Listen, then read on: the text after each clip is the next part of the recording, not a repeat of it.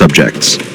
SCP-1200-12 is a lime green-colored gum flavor, which is, funnily enough, called tastes like lemons. When a human subject chews this flavor, their gustatory perception is altered for the next 28 hours. No matter what they eat during that time frame, it will taste like lemons. A bit odd, but not harmful, unless the subject just really hates the taste of lemon. After the 28-hour period is up, all food reverts to its original taste. SCP-1200-15 is a bright yellow flavor, tastes like sunshine. When a test subject eats this flavor, they will become luminescent, emitting over 40,000 lux of white light. This effect, while disconcerting to witness, does not do any harm to the subject exhibiting it. The subject's luminescence lasts for approximately 20 minutes at full intensity, and then the light begins to dim gradually until it disappears completely after 4 more minutes. You may have noticed that this flavor is a great deal more abstract than tastes like lemons. Well, they only get more unusual from here. The next flavor detailed in the file for SCP-1200 is SCP-1200-29, tastes like Rubik's Cube. Like the cube for which it's named, this flavor is multicolored, checkered in white, orange, green, red, yellow, and blue. When a subject eats this flavor, their body takes on a unique property for the next 216 minutes. During this window of time, the subject will be able to rearrange segments of their body, both internal and external, at will. This has no impact on the subject's health or comfort, even when rearranging bones, muscles, and vital organs. However, these alterations cause secondary changes within the body as it compensates for the movements. Unfortunately, this means that the first test subject who consumed this flavor during SCP Foundation trials was unable to return her body to its original orientation before the 216 minutes were up. She failed to solve the puzzle, and now her left and right hands are permanently swapped. The next flavor included in the file is SCP-1200-30, a dark blue gum that is described as tastes like those forgotten. What could that possibly mean? Well, it means that once a test subject has chewed this flavor, 6 corporeal humanoid entities will manifest in their vicinity. These entities do not appear to be sentient, and their only behavior is mimicking the actions and speech of the subject and any other humans in the area, such as guards and researchers. These entities linger for 6 days before disappearing, leaving a homogeneous liquid behind. Analysis of the liquid determined that it consisted of a mixture of organic materials, iron particles, and acrylic paint. SCP-1200-58 is a particularly curious flavor. This white gum tastes like afterlife. When the subject chews it, a polyhedral crystalline exoskeleton forms around them. Once it has formed, it will levitate 1.3 meters off of the ground. During the first trial, this object remained inert for a period of 62 days. When the 62 days were up, the exoskeleton broke apart, leaving the subject behind and completely unharmed. He was immediately interviewed about his experience inside the structure, and he described being transported to a green meadow, where he met his younger brother. This was especially curious considering that the subject does not have any recorded siblings, living or dead. Another notable aspect of this flavor is its effect's resemblance to SCP-1511, crystalline structures that transfer prisoners while showing them some manner of beautiful, false afterlife. The only other flavor included in the file is tastes like Moon's Shadow, a red gum that has been tested once on a female research subject. After she finished chewing the piece of gum, a series of incorporeal, translucent, leporine organisms began to emerge from the walls of the cell where the subject was being kept. During this entire process, the subject claimed to not see the entities, nor did she feel it when they approached her, reached her, and burrowed into her body. Video recordings of the incident were unable to capture these entities. 11 days after the experiment was conducted, the subject was found dead. Despite the lack of visible injuries, her cause of death was determined to be exsanguination. This is the only recorded fatality resulting from a sample of SCP-1200. There appears to be a link between this gum flavor and SCP-1284, though I have not yet been able to determine the nature of this link. On February 20th, 2003, the SCP Foundation was conducting an investigation completely unrelated to SCP-1200.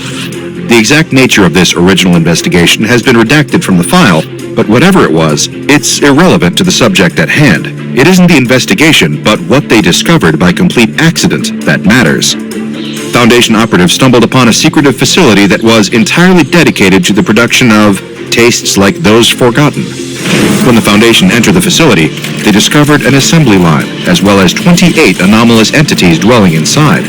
It would appear that these entities, referred to as SCP-1200-A, are part of the company's workforce. Instances of SCP-1200-A are animate humanoid entities whose physiology is composed primarily of wrought iron. They are also coated in several layers of paint, usually in a shade of white, pale blue, or yellow. These layers of paint are worn, faded, and flaking, and the metal beneath is beginning to rust. Whenever they were made, it was some time ago, and they have fallen into a state of disrepair. Each instance has no facial features on its head, and the only feature present is one large, circular opening, which seems to operate a bit like a mouth. In addition to discovering the facility and its anomalous workers, this discovery gave the Foundation some new insight into the production process for this particular flavor of tastes like chewing gum. The image that it painted was, well, troubling. When instances of SCP-1200-A are not contained, they will attempt to collect recently deceased human cadavers and transport them to the production facility. If they are permitted to do so, they will collect these bodies from freshly dug graves or even poorly guarded morgues and carry them back to the facility. There, an SCP-1200-A instance will take one of its chosen corpses and begin to regurgitate paint, biological matter, and small slags of iron into the body's mouth.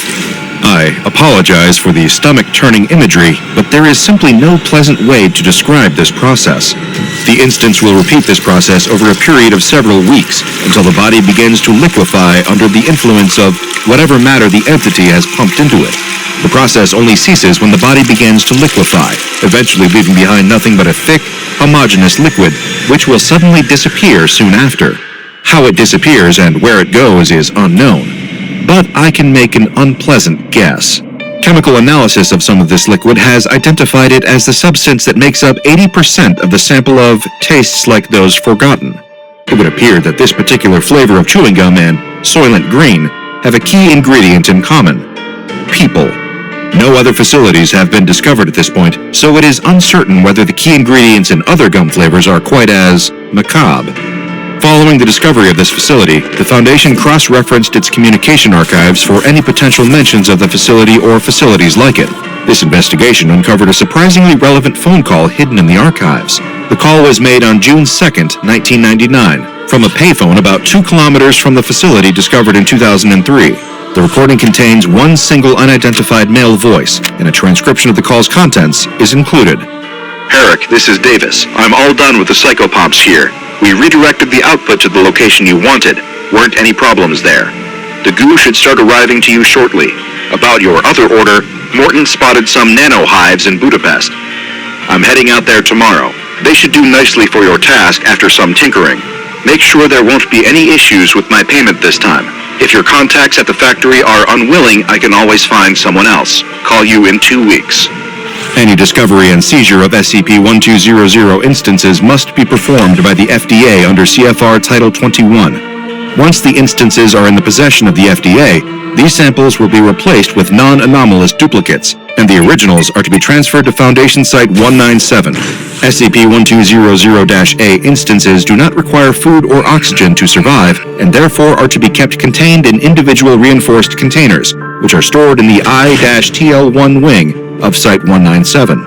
2 days after the SCP-1200-A base facility was dismantled, the SCP Foundation received a series of packages.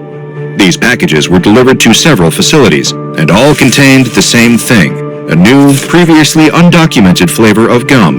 This gum was completely colorless, and the packaging read, "Tastes like normalcy."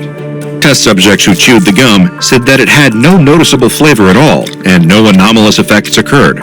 It seems that the creators of Tastes Like Chewing Gum took notice of the Foundation's investigation and decided to create a custom flavor, or lack thereof, for the organization. The identity of the company's higher-ups, or the gum's creators, is still unknown. Unfortunately, the trail has gone cold for now. But don't lose hope. It's possible more facilities are out there, waiting to be discovered.